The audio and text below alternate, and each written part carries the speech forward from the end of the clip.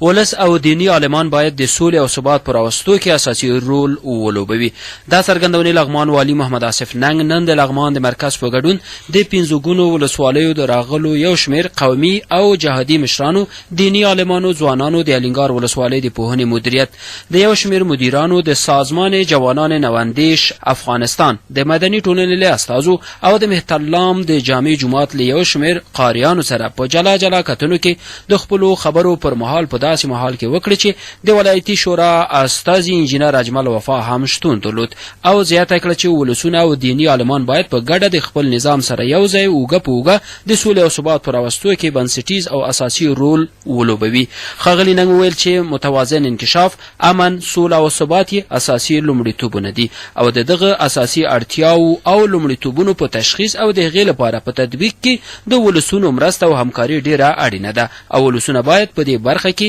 خپلې سلا مشورې او وړاندیزونه د ولایت مقام سره شریک او یو ځای ورسره په ګډه کار وکړي.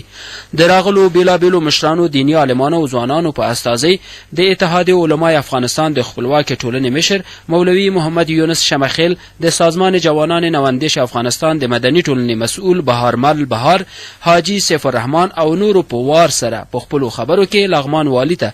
د مبارکۍ ترڅنګ په یادو برخو کې د کار او همکارۍ ډاډ ورکړ او ویل چې د خپل نفوذ څخه په ګټې اخیستنې به د سولې، امن او ثبات لپاره د ولایت مقام د برنامو او پروګرامونو په تطبیق کې ورسره ګډه همکاري وکړي. یادو مشرانو د متوازن انکشاف کار اهل کار ته د سپارلو، د ځوانانو په یووالي او همغږۍ، د ښوونځیو او کلینیکونو د جوړولو او په نورو ګڼو برخو کې خپل وړاندیزونه هم لغمان والي ته وړاندې کړل. لغمان والي د بیلابیلو سیمو د مشرانو له همکارۍ څرګندولو څخه مننې ترڅنګ ډاډ ورکړ چې په خپل